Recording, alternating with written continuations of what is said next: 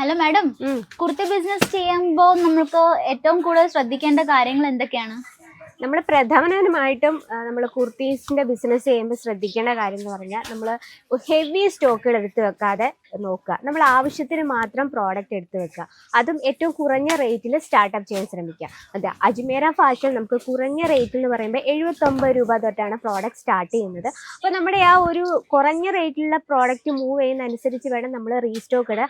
അതിൽ ഏറ്റവും മെയിൻ ആയിട്ടുള്ള കാര്യം കസ്റ്റമേഴ്സിൻ്റെ ഫീഡ്ബാക്ക് അനുസരിച്ച് മാത്രം വേണം നമ്മൾ പ്രോഡക്റ്റ് എടുക്കാൻ, സ്റ്റോക്ക് എടുക്കേണ്ടത്.